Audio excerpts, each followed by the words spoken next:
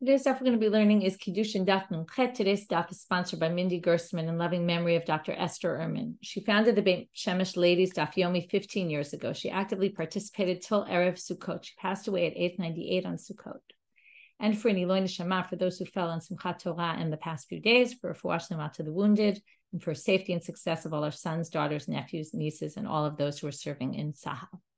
Today's daf is sponsored by Margaret Exton in loving memory of Dr. Esther Ehrman Zichrona Lebracha. She was an inspiration in her love of learning Torah, and a true inspiration is a model of Vishinantam Levanecha V'Dibart Habam Shivtecha B'Beitecha V'Lachtecha V'Derech U'B'Shafbecha Ufkumecha. Okay, we're going to get started now at the bottom of Nun Zayin Amud Bet. We were talking about a list of items that one is not allowed to benefit from, and therefore, since they can't benefit from it, they can't, if they betroth a woman with it, it's not a valid betrothal. So we were in the middle of chulin shenishchatu ba'azara. We take my own meat, I decide, oh, nice place to slaughter, I'll slaughter it in the azara and then take it out. Major problem. So we're not allowed to not only do it, which we just darshaned from all the psukim.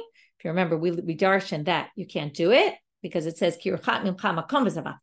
only if you go far away can you do it. You can't do it close by. And we then say, in addition to that, we now have, okay, there's three psukim, shachatoto. Why three psukim?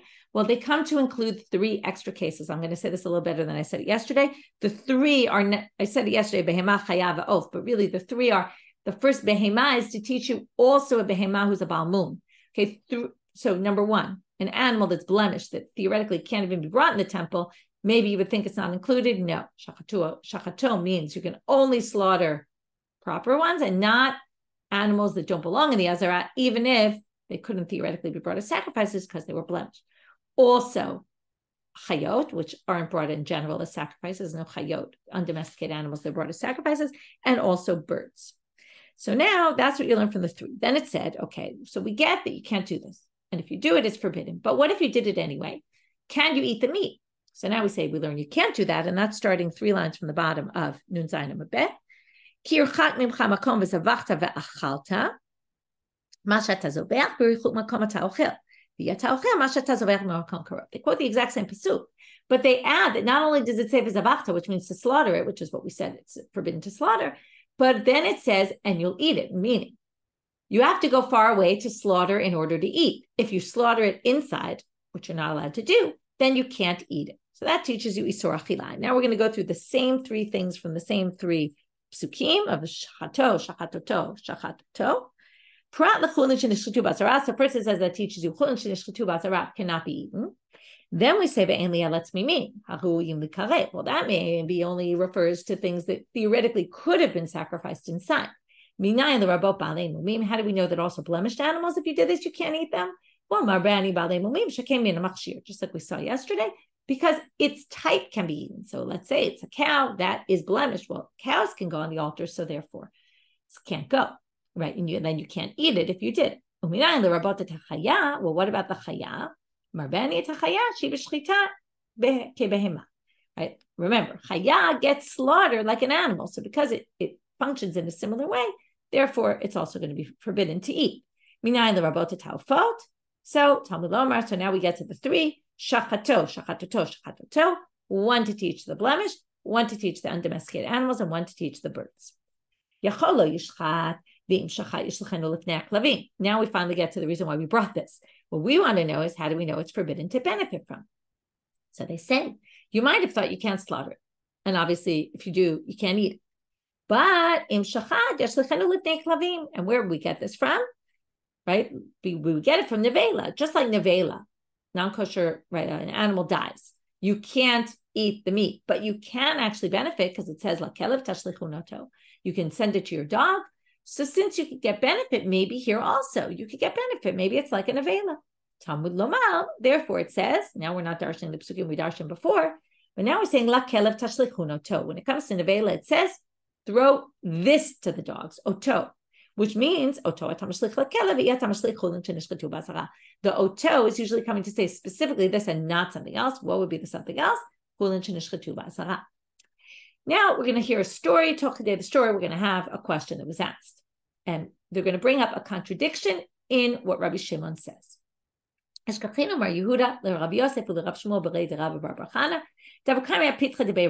find, Mar Yehuda finds these two rabbis, Rabbi Yosef and Rabbi Shmuel, the son of Rabbi Bar Bar Chana, sitting outside or standing outside the Beit Midrash of Rabbi, or the house of Rabbi, either which way, Beit Midrash or house.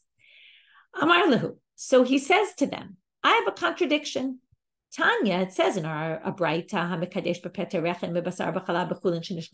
those are three examples we had in our Mishnah, which don't work.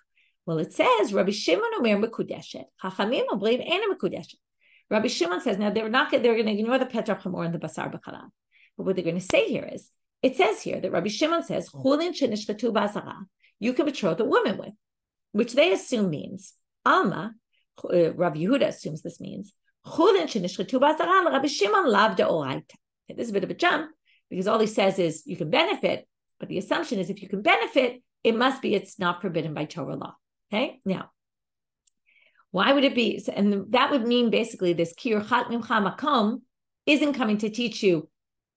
Kiur chat mimcha makom really means, right, if you're far away from the temple and you want to eat meat and you don't want to sacrifice it in the temple, so this is what you do, which is the simple reading. The way we understood it in the drasha before was to say, no, that teaches you also that only birichuk makom and you can't slaughter it inside. He says, no, that's not what you learn from those psukim, and therefore it's not Torah law. It's not Torah law, well, then it's not forbidden to benefit from. So then they say, if that's the case, right, the question is, why would you forbid it then by rabbinic law? And this is kind of interesting. So even though I don't like to get too sidetracked, I think this is interesting to understand. And then you can kind of visualize this. Imagine you're in the temple and you see someone slaughtering an animal. Okay, let's say it's me. I'm slaughtering chulin inside the azara. Okay, I go in, I slaughter my animal. Now, what do? I take it outside. Normally, what do you do with the sacrifice? You sprinkle the blood on the altar, you burn parts on the altar. Now, I didn't do that, right?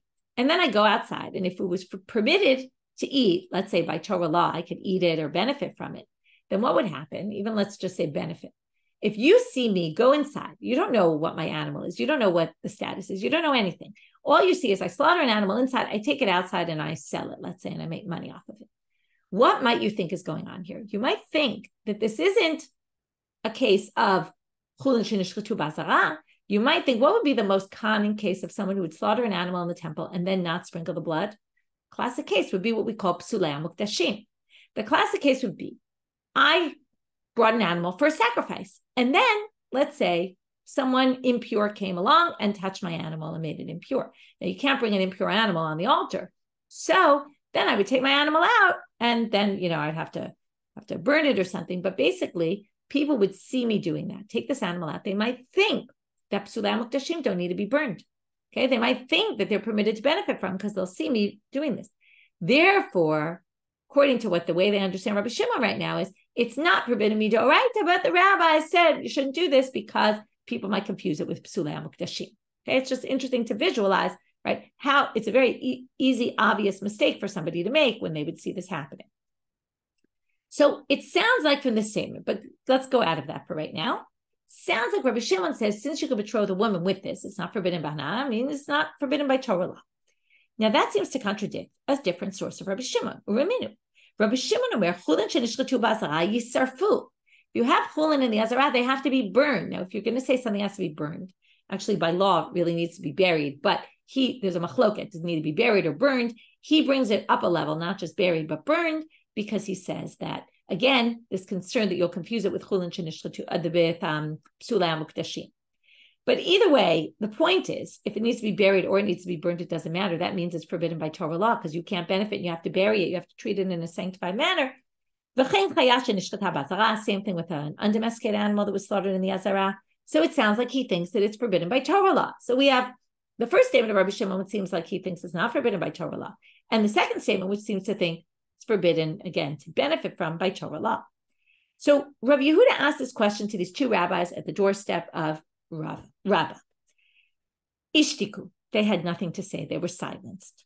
Atu the kamei de Rabbah. So they go into Rabbah, to his house or to his Beit Midrash, and they say, I don't know, my husband pointed out, I thought it was an interesting connection, but I'm having such trouble with the last few days that my brain is not functioning enough to really think about it properly. But he suggested that there's some interesting comparison here of you have the chulin, which is something that belongs outside. They're supposed to go inside. And then you have this story where these three rabbis are talking outside and then they go inside. So it's interesting because those details do seem unnecessary. So why would they be telling us? Maybe there's some connection to make there. So you can think about it. Anyway, onto the kamei de Rabbah. They come before Rabbah and Rabbah says to them, what kind of a ridiculous question, basically, he says. And he says in the following manner, reminds me of the story with Yehuda, Rabbi Meir, Rabbi Yehuda, Rabbi Yossi, with this, when Sumchus pushes him his way in, and he said, he's just asking questions to make trouble. Amar lehu, palaga ukbinchu. What kind of argumentative guy is this who's bringing this contradiction in front of you, this Rabbi Yehuda? This Mar Yehuda. It's a totally ridiculous question. Because you didn't understand the case that Rabbi Shimon was talking about, where Rabbi Shimon said there's no isur on by Torah law of chulin to benefit from them. It wasn't true that that's what he was saying. He was talking about a unique case. It was a case where you slaughtered the chulin inside, but it was a treifa. When you cut, you slaughtered the animal, you saw inside the animal had a problem inside and was going to die. And therefore, it's not actually now. Talked about this before. This is a look at there between him and the rabbis. Is a shchita she'ena ru'uya considered shchita or not? We have an isur. We have a prohibition for chulin shenishchetu ba'azara. Something that's supposed to be outside, and you bring it inside, and you slaughter it. Now, what constitutes slaughtering? Does it have to be a kosher slaughter, or does it matter? It was just I slaughtered it, and it turned out the animal wasn't kosher. It was a trait. What's the difference? In other words, in the end, I slaughtered it. But Rabbi Shimon says, no, if you didn't slaughter it properly, kosher shchita, because it turned out the animal was a treifa, then you actually didn't slaughter. And then you have chulin ba'azara, but you don't have the shchita. So you're not, right? It's not forbidden. So that's what he says. But Rabbi Shimon l'tamei, and he's going to show where Rabbi Shimon holds this. D'Tanya, you have two options. Either he slaughtered a known treifa animal. Okay, a treifa, again, is an animal that was going to die within 12 months. There was some problem inside that you didn't see on the outside, or maybe in this case, you could have seen it, right? One is you knew it and you did it anyway. Or you thought you were slaughtering a perfectly good animal and it turned out it was not. And each of those, in other words, first, he didn't say it was chulin ba'azara. He just said you slaughtered an animal. Was a treifa, you slaughtered an animal. You didn't know, but it turned out it was a treifa. And you did it inside. Each of those cases, one or the other. You slaughtered it inside the azara. Rabbi Shimon matir hana'a. Rabbi Shimon says this is okay. And chachamim osrim, and the rabbis forbid. Micharan, okay, moving on. So now we had two sections. Number one, we dealt with the chulin sheshtu ba'azara asur b'hana'a. Where do we know it from? We brought one source yesterday, but rejected it. We now finished the second source. Then we brought up this contradiction within Rabbi Shimon, which we then said is not a contradiction at all. Now we're going to the last line of the Mishnah. The last line of the Mishnah was, if you sold these items for something else, right? You sold them for money, then they're all forbidden b'hana'a. The money doesn't become forbidden b'hana'a. The isur hana'a remains on the original item, but doesn't get moved to the other item. So now before we start the studio, we're going to talk about there's three categories when it comes to this kind of thing. Selling an item for money or for an object, what happens to the sanctity? So we have items that we've talked about before, like maaser sheni or hekdesh. And what do? You redeem it on a coin, and then the coin takes the sanctity, which then, let's say for maaser sheni, you bring that coin to the temple, and then you redeem it onto something else. So you're constantly moving the sanctity from one to the other. That's one category. Category two is ours, which is you sell the item. Sanctity does not go onto the money or whatever it is you bartered it for. The sanctity, or it's not necessarily sanctity here, it could be isur b'hana'a, it's just forbidden to benefit from, that remains on the original item. Now we're going to see a third category, which is an item where it remains with its sanctity. It's a combination of the two. It takes both. And it goes to the next item. Okay, so if you sell it, you're basically going to end up with the original sanctity, or isur hana'a, forbidden to benefit from, remains on the original, and it's transferred to the next one. Okay, if you know what tamura is, it's kind of like tamura, but I'm not going to spend time talking about that. If you do, then that'll be a helpful analogy where it stays, the sanctity is in both. So now they say the following. So the Mishnah had said, any of these things, if you sell them and then you take the money that you sold it for. So you have, let's say, a shor haniskal. Okay, it's supposed to be stoned. And then you take that animal, or it's stoned already, and you sell that animal, what's left of the animal, the body, carcass. Then you take that money and you betroth the woman. It's totally fine because the animal is forbidden to benefit from, and you shouldn't have sold it, but that money doesn't have isur hana'a on it. Minalam, where do we get it from? So now we're going to go back to does something build a paradigm? Does it not? Shnei ketuvim hab'im ke'echad. We haven't had that for a while. Now we're going back to it. Minalam, midegali rachmana b'avodah zarah. The Torah said when it comes to idols, things that were worshipped as idols, it says v'hayita cherem kamo, and it will be cherem just like it. So what did they learn from here? You have something that was used as an idol. It's forbidden to benefit from. If you sell it, well, guess what? The original, it's cherem just like it, meaning this is the category 3 that I discussed. The original item still remains forbidden to benefit from, the idol, and what you purchased with it also remains forbidden, also becomes forbidden. Michlal, but from here, what do you learn? It's only by avodah zarah and not by anything else. To which the Gemara obviously says, wait a minute, don't we have a rule? If there's one time it's mentioned, that builds a paradigm for everywhere else. Why don't we learn from there to everything else? That everything belongs in category 3. Mishum dahavu avodah zarah ushvi'it shnei ketuvim haba'im ke'echad v'chol shnei ketuvim haba'im ke'echad em melamdim. We have 2 cases. So what are the 2 cases? Avodah zarah hadamaram. We already learned that we just said. Shvi'it mahi. What's the case by Shemitah produce? Yovel hi kodesh tielachem. It says it's Yovel. It will be kodesh. Now, what does it mean? It will be kodesh. It will be sanctified. Well, ma kodesh tofeset amad, av shvi'it tofeset ameh. Just like kodesh, if you redeem it onto a coin, the coin becomes sanctified. Likewise, if you redeem your perot shvi'it on a coin, the coin becomes sanctified as well. Now, what's the problem? Kodesh is in what category? Category 1. Remember, what's category 1? You can remove the sanctity, not transfer and keep it on the original, which is what we're saying shvi'it is. But we want to put shvi'it in the same category as avodah zarah, which is category 3. It remains forbidden. And, right, what does it mean by Shemitah, by the way? It has sanctity to it. And that means that once there's no longer in the fields, you have to destroy what you have in your house. So likewise, the money will have to be destroyed as well. But if it's like Kodesh, then it should be like Kodesh, which is category 1, where you redeem it onto a coin and the sanctity leaves the item. And that's your classic hekdesh. I sanctify my table, and then I don't bring my table to the temple. I bring its value to the temple. So that's what the Gemara is going to ask. So if it's really like kodesh, then it should transfer the sanctity, and the sanctity should be removed off the original object. Talmud lomar tihiyeh. Again, we have the same language by avodah zarah. It said bahayita, meaning bahavayato, right? Like it is. Tihiyeh bahavayato. Because it says tihiyeh, okay, it said kodesh tihiyeh lachem. Kodesh means it's like it, that it transfers to money. And tiyeh means it remains, though, in its original. The original one remains in its sanctity. Ketzad. So now they just want to know what's an example of this. Okay, then we're obviously going to get back to, well, if it's shnei ketuvim haba'im ke'echad ve'em melamdim, right? We have 2 cases, shvi'it and avodah zarah. That means only these 2, nowhere else. That's only if you hold shnei ketuvim haba'im ke'echad ve'em melamdim. But some people say 2 psukim that come, actually you can teach and learn from there to everybody else. They do build a paradigm, and only 3 don't. So we're going to get back to that in a minute.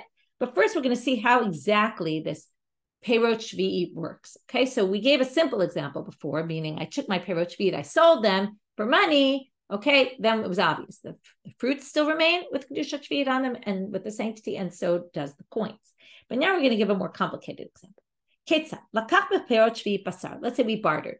You gave me meat, I gave you my Shemitah produce. Both of those have to be destroyed when there's no longer those fruits in the field anymore. I have to destroy the meat now that I got from you, and you have to destroy the fruits that are in your possession. But if I took the basar that I got in place of the fruits, dagim, and then I traded it for fish, yatsa basar nichnesu dagim. Well, the meat no longer has the kedusha shvi'it to it. Now the fish does. B'dagim yayin, and then I traded the fish for wine. Yatsu dagim nichnas yayin. So now the dagim no longer have the sanctity. The wine does. B'yayin shemen yatsa yayin nichnas shemen. If I traded the wine for oil, the oil has the sanctity now. Ha ketzad. How does this work? Acharon nitpas b'shvi'it upriyatz moasul. So it's very simple. Basically, what it means is the original fruit remains always in the status of sanctity, and the sanctity that goes to the objects it was bartered for ends at the last item it was bartered for. So if we keep trading those items, the sanctity does get removed from, just not the first one, but it also goes to somewhere, so it lands on the last one. Now we go back to our question. Well, this makes sense if you say you can't learn from here. But if you hold that two could build a paradigm, then what can you say? Okay, so we'll learn it from somewhere else. It says specifically a mi'ut, which means what? Ki cherem hu tivhatam yovel hi. He in midyachrini lo. So each of those psukim, Shemitah and Avodah Zarah, each had a word that said it is, which meant specifically this and nothing else. And that's why we can't learn the paradigm from them for a different reason. Okay, so we have two tracks. Either you say Shnei Ketuvim Echad, or we say each of the times where it's mentioned, it says specifically here and nowhere else. That's the end of this section. So again, we talked about chulin shenishchitu basara. We went to this contradiction of Rabbi Shimon, and after we found the sources for bin hana'a, and then we went to this last line in the Mishna, and we talked about the fact that there's these three categories, and how do we know that we don't learn from the third one to the other two, basically. And therefore, in our case, all these Yisrael hana'a remain on the original, but don't get passed on to money. And that's why if you trade it, if you betroth it with the money or something you bartered for, it's totally fine. Okay. In other words, the betrothal is effective because this is in category 2, right? It's not in category 1. It's not in category 3. Okay. New Mishna. Hamikadesh betrumot uvemasrot uvematanot. We're going to have to understand what exactly the case is, but you took truma or maaser or matanot kuna, the gifts that the kohanim get from the, let's say, meat from a korban shlamim, the chazeh and the shok, parts of the animal that go to the kohen. This is the water used for the paraduma waters, or the ashes used for the paraduma. If you remember, you mix ashes and water, so either the water, the raw materials, the water, or the ashes, she's actually betrothed. These things are not forbidden to benefit from. Yisrael. Now, first, you might have thought when you're talking about truma or maaser, you mean the kohen who gets truma can betroth the woman with it. The Levi who gets his maaser can betroth the woman with it. But now, and this is what's going to keep the Gemara busy for a while, is this line, even a Yisrael. Okay, now, why, if a Yisrael has truma in his possession, is it valuable for him? It's not his. It has like the name of Kohen written on it, right? It doesn't belong to him. It's not owned by him. How could he betroth a woman with it? So we're going to have to understand what this means. So we start with outside. Let's forget the Mishnah for one quick moment. Ula says, Amar Ula, tovat hana'a ena mamon. What is tovat hana'a? I'm a Yisrael. Okay, right now I'm married to a Yisrael. I happen to be the daughter of a Kohen, which will become relevant soon. So I'll bring myself as an example. But right now I'm married to Israel, so I have no rights to truma at all. If I have truma in my possession, I separated truma, let's say, and I haven't yet given it to a Kohen, well, is that considered something of value to me? So comes Ula and says, tovat hana'a. What's tovat hana'a? Tovat hana'a is that, we've talked about this before, I can decide which Kohen I want to give it to. So because of that, does that have monetary value to me? The truma that's in my possession, is it worth money to me or not? Why would it be worth money? Because I can choose which Kohen I want to give it to, and that right is actually worth something, or maybe not. Ula says it's not worth mammon. It's not considered money. But we'll see that there's some machloket. Why is that? Because if I can choose who I give it to, I can decide to give my truma to a particular Kohen. The Kohen will be somewhat indebted to me. So is there monetary value to that indebtedness? Because I could get a favor back from that Kohen because he was happy that I gave him my truma and I didn't choose his neighbor or Mr. Cohen. I gave it to him. So he'll be indebted to me. And is that worth money or not? So Ula says that's not worth anything. To which the Gemara says, Rabbi Abba Ula, actually, Rabbi Abba says it. What do you mean? Our Mishnah seems to contradict that, because what does our Mishnah say? And now we'll try to understand our Mishnah.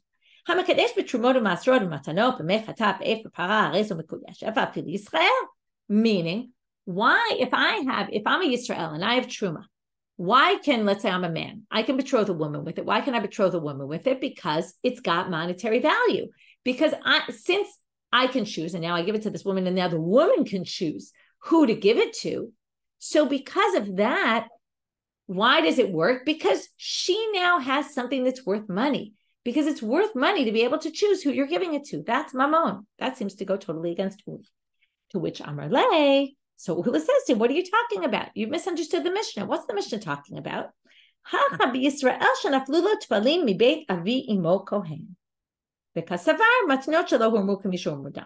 two things we have to get. Number one, we're talking about a case, that's why I use myself as an example, where it's actually my son betroths a woman with truma. But what truma is it? It's actually not really truma. Or it's truma, but let's just explain. My son inherited from my father, who's a kohen. Okay, now my son's not a kohen because it goes through the mother here. So my father had tevel. What's tevel? Untithed produce. It wasn't truma. It was untithed. Now, he did not tithe the produce and then was no longer around. It gets taken to the grandson. Okay, so my father passes on by inheritance to my son truma, but it's not really truma. That's the tricky part. That's the second part of this line. He passes on tevel, untithed produce. Then my son takes, he happens to be Moshe. So Moshe takes the produce that he inherited from my father, who was a Kohen, and he separates truma to masrot. Now, what they want to say is that truma that he got in inheritance is his. Now, why is it his? It has to go to a Kohen. Well, it actually is owned by Moshe. He can now he has nothing to do with truma. He can't eat truma. He's a Yisrael. So what does he have to do? He can sell it to a Kohen if he wants and get money for it. It's worth money. And with that money, he betroths his future wife. Okay?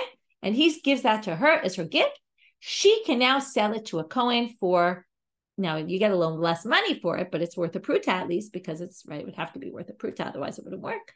Now, why is that? So this goes to this line. Matanot. Now he has to be holding. There's a machloket about this. Matanot shelo hurmu kimisho hurmuda. We have tevel. Okay, I'm thinking a little bit like an X-ray machine. The tevel, if you stuck it in an X-ray machine, what would you see in it? You would see it's got some maser in it, it's got some truma in it, and it's got regular stuff in it, right? Even though no one's really separated it yet. So when that stuff was in the hands of my father, even though he hadn't separated truma, it's viewed as if, according to this opinion, it's viewed as if that's matnot shelo hurmu. This means produce that was already ready to be meistered. Okay, it has to be that there was gmar malacha, it was already finished, it was completed, it was brought into the house, obligated in truma, but for whatever reason, my father didn't take truma. Okay, very unlike my father, he does everything right away, but let's just go with he didn't. And we view it as there's truma, there's maser, and there's tevel, and there's, chulin. If we view it that way, that means that the truma part of it was already in the possession of my father. So when he gifted it to my son, it was as if he gave my son truma. Okay? So now Moshe gets the tevel, which is one big clump of stuff, and he separates it out. But when he separates it out, it was as if it was separated before. So the truma was as if he received the gift from a Kohen who gave him truma as a gift, which means he doesn't need to give it to any other Kohen. Again, he can't eat it himself, so he'll sell it. But with that, he can betroth his wife. That's the way we understand the Mishnah, in which case, it doesn't teach you anything about tovat hana'a being mamon or not, because that's not what the Mishnah is talking about. Now we're going to see the exact same sugya, but in a bit of a different way. We started here with Ula, gave a halacha, psika, about tovat hana'a is not mamon. We said that doesn't seem to jive with the Mishnah, and then they said you didn't really understand the Mishnah, right? This is the case of the Mishnah. It's not talking about any Yisrael who has truma in his property and wants to betroth a woman. Of course, they can't do that because tovat hana'a is not mamon, according to Ula anyway. So now we're going to start with the question. Rabbi Shimon asked Rav the following question. Tovat hana'a mamon or ain't mamon? He asked the question, is it mamon, is it not mamon? To which they say, right, Rabbi Shimon answers, let's learn it from the Mishnah.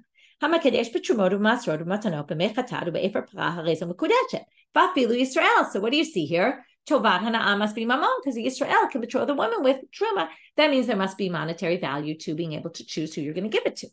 To which Amar Lei says to him, what are you talking about? Okay, Rav Huna says, you can't say we're going to learn the answer from our Mishnah for the exact same reason that we can't contradict Ula from the Mishnah, because Lav Ukmina, didn't they give an Ukimta to this Mishnah? Didn't they say when it said Yisrael, it didn't mean any random Yisrael, it meant a Yisrael like Moshe, my son, right? Shenaflulo tvalim mi beit avi imo kohen. Okay, it would be a case where he inherited from a Kohen. Okay, and then you can't learn it from the Mishnah. So now that's what Rav Huna answers Rabbi Chia bar Avin, to which Rabbi Chia bar Avin says, Amalei hutzeit at. It's a very strange phrase. Sounds like you're out of here. Okay, meaning, What kind of a crazy statement did you just make to say that that's what the Mishnah is talking about? So, Rav Huna immediately goes bright red and, is totally humiliated and embarrassed because he thinks he's being told, get out of here or take that statement out of here. It doesn't belong here. You can't say that. You misunderstood this Mishnah. Husavar mashmat kamarle. He thought he was telling him, get out of here. Amarle. So Rabbi Shimon sees Rav Huna's face go red and, total humiliation. He says, wait, you misunderstood me. What I said to you was, Rav Asi de hutzal kai kavatech. A little hard to imagine. That's really the word he said. But he said, I didn't mean hutzet at. I meant hutzal like hutzal. I meant the guy from hutzal, Rav Asi, he holds just like you. Meaning I was supporting what you were saying. I wasn't going against you. Okay, interesting correspondence. But anyway, that's in the end what we have. So both sugyo, both readings of this, how we use this Mishnah, they both say that, I don't know if they're different versions or just two different stories that happen about this, that in the end, it seems like tovat hana'a is not mamon, or at least our Mishnah doesn't prove that at all, because our Mishnah is talking about this unique case. To which they suggest now, nema ketanai. But why don't we say that whether tovat hana'a is considered mamon or not, whether the fact that you can choose has a value on it or doesn't have a value on it, is a machloket tanaim. Why? And now what we're going to do very simply from here till the end of, almost the end of the chapter, although a little more after that, is take this braita about someone who steals teva. Okay? And there's a machloket whether you have to return the whole amount or only the amount of chulin that's in it, because you're not chayav in the truma and the maaser part, because the truma and the maaser part don't belong to him, right? And there's no value. So they're going to suggest that maybe that's all a machloket of, is it mamon or not, tovat hana'a? And then they're going to suggest 4 other suggestions about what this machloket is about. That has nothing to do with tovat hana'a. So nema ketanai. Let's suggest it's a machloket tanaim. Hagonev tivlo shel chavero. So you steal teva. Okay, let's say, I don't know, Leah has tevel in her house, and Rachel steals Leah's tevel. Okay, so now, Mishalemo d'mei tivlo shel chavero divrei Rebbe. Rachel has to pay back the whole entire amount. She stole $100 worth. She has to pay $100 worth. Rabbi Yossi, Rabbi Yehuda, what are you talking about? Rachel only has to pay the amount minus deducting the maser and the truma, because that wasn't stuff that really belonged to Leah anyway. It wasn't hers. She was going to have to give it to a kohen and a Levi. So my is this not the root of the machloket? To mar savar tovat hana'a mamon, mar savar tovat hana'a mamon. It sounds like that's the machloket. Rebbe says tovat hana'a is value, so therefore it's $100 she has to pay back, because even the truma and maser have value, because the fact that you can choose who to give it to means it has value for her.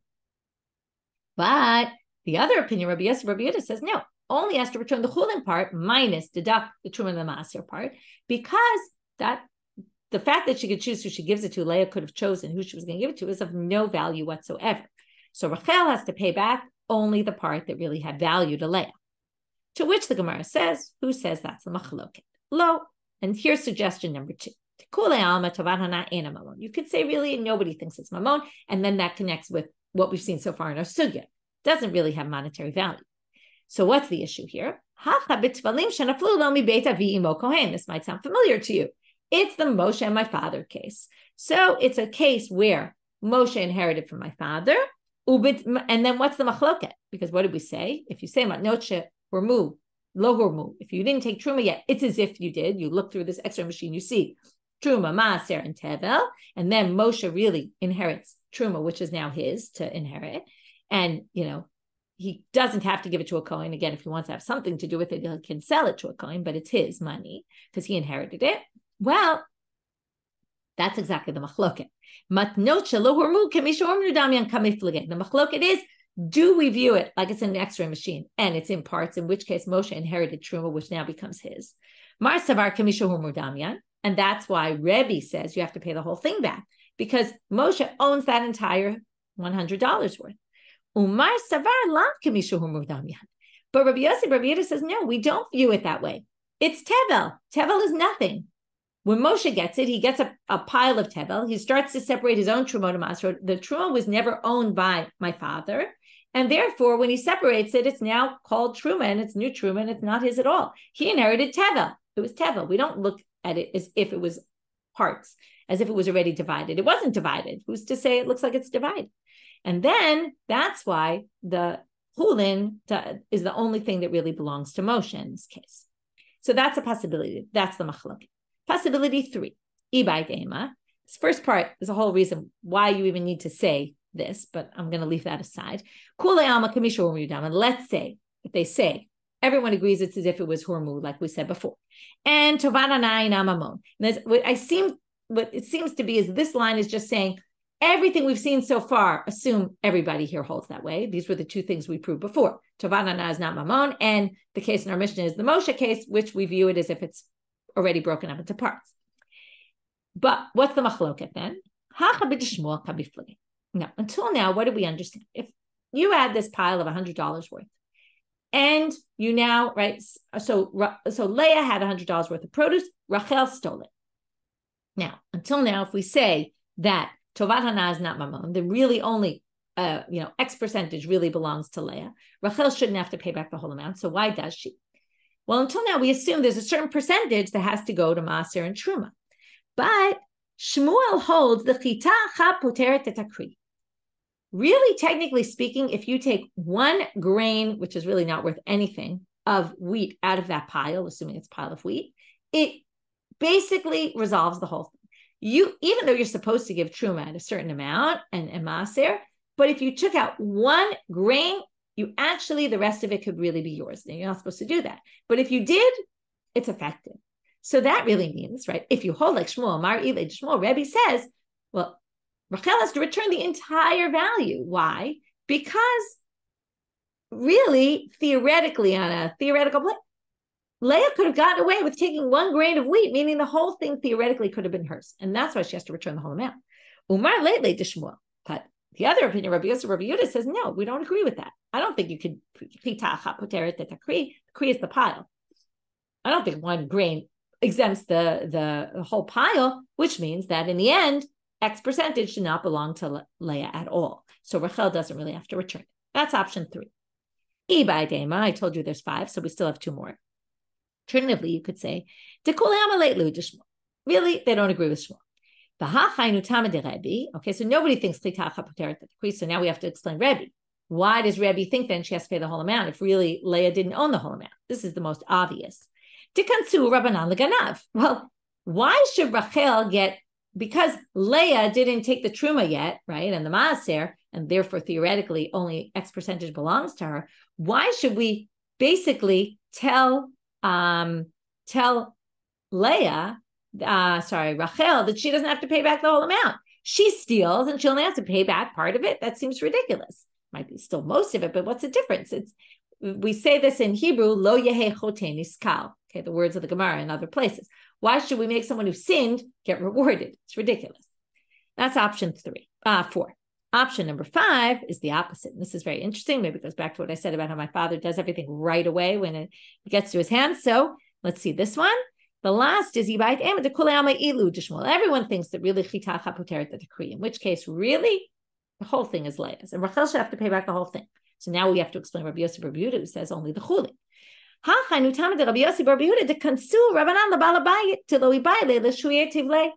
the balabayit's fault. You get penalized, okay? Leah gets penalized because what? Because she didn't fix her tevel right away. If we're talking about a case where she was already obligated to master, why didn't she do it right away? It's a problem. You should do it right away. You can imagine why a good reason, because otherwise it might get mixed in. This happens to me. I bring in lemons from my tree and I put them aside till we take care of the truma to masrot. And then, somehow someone comes, cleans up, sticks it together with the rest of them and everything gets mixed up. And now you don't know what's what, right? You should do it right away. So they're actually penalized because they left tevel in their house and didn't deal with it. Leah, she gets penalized and doesn't get all her money back, according to Rabbi Yossi Rabbi Yehuda. So those are 5 possible explanations, which basically show, since we have 4 alternative explanations and not necessarily tovat hana'a mamon or ena mamon, not necessarily machloket tannaitic. And we'll end this chapter before we start the next chapter with we're quoting the Mishna.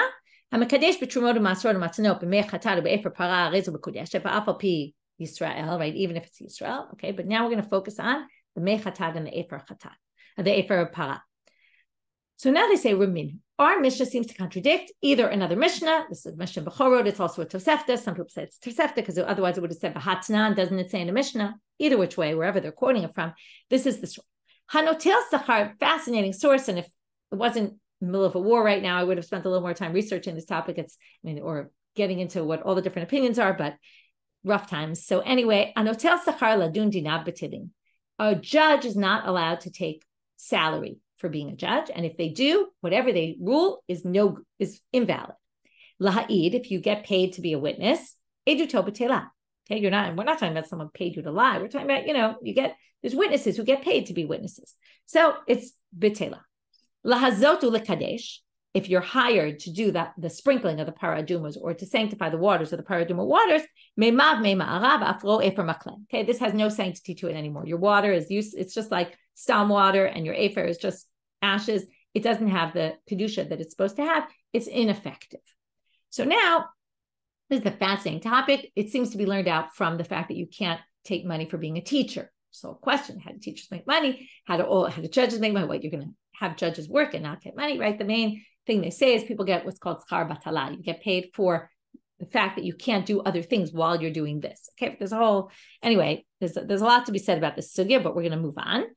Amar Abaye lo kasha. So what's the contradiction? So this is a little tricky. What exactly the contradiction? It's not really two of the same things, but the fact that you could betroth a woman with this water or ashes seems to contradict the fact that you can't make money off of sprinkling it, because it sounds like you can't benefit from this, and then how can you benefit from the object itself? To which Abaye says, Lo kasha, kam b'schar hava'a v'miloi, kam b'schar haza'a v'kiddush. There's two ways of understanding this. I'm going to go with one option for now, for the sake of brevity. But one opinion is to say that there's what prepares it for the mitzvah. Okay, and in fact, they say, Daikanami dekatane hacha b'mei chatatu v'efer para, v'katane hatam lahazotu l'kadesh mamina. Our source was talking about the water itself before you sanctified it, or the ashes itself. And that is the raw materials, okay? That you can actually benefit from or get rewarded for. You could get salary for bringing the ashes to the area where they're making it or something like that. Some people say it's because there's a tircha involved. You're doing hard work as opposed to just sprinkling, which isn't hard work. So again, there's a bit of a debate about how to understand this. As opposed to the other source, which said you can't take a salary, meaning you can't really benefit from it, is talking about the actual mitzvah itself of the sprinkling, okay? Not the preparation. Preparation is different from the actual, which could also, by the way, for a teacher, it could be you get paid for the preparation, not for the teaching itself. It's also a possibility. Okay. With that, Hadran alachi ishma kadesh, we finished the chapter. We'll just start the next chapter right now. Ha'omer l'chavero. We now have a case, okay, totally switching topics here. Ha'omer l'chavero. So basically, we did on that last Mishna, we had two basic sugyot. One is tovat hana'a mamon or not, and how do we understand our Mishna? And then, is it actually a machloket tanaim, that question? And then we got to this last part about, can you benefit from the afer and the mayim, and how does that work in with this other source about not getting salary for the sprinkling? We have a guy who says to his friend, please go betroth X woman, okay, go betroth Sarah for me. And the shaliach goes, halach v'kichalatzmo, and saw Sarah and said, you know what? I want to betroth her for myself. And he goes and betroths her. Okay, this is maybe, we learned how ish b'kadesh bo b'shlecho, and then we said maybe you shouldn't send the shaliach, right? It's not the best thing to do. This certainly would be saying, right? It's interesting. The last chapter started with ish b'kadesh bo b'shlecho, and this starts off with, a little dangerous to do that because he might just do it himself. And in fact, mikudeshet lasheni, she's completely betrothed to the second guy. The fact that her, the guy who originally wanted to betroth her, sent the messenger first and decided first he wanted to betroth her, it's irrelevant. You say you'll be betrothed to me after 30 days. Say to a woman, and you give her the ring, but you say the betrothal will take place in 30 days. When somebody comes up within those 30 days and betroths her, she's betrothed to the second guy. Okay, you did nothing because it didn't happen until 30 days.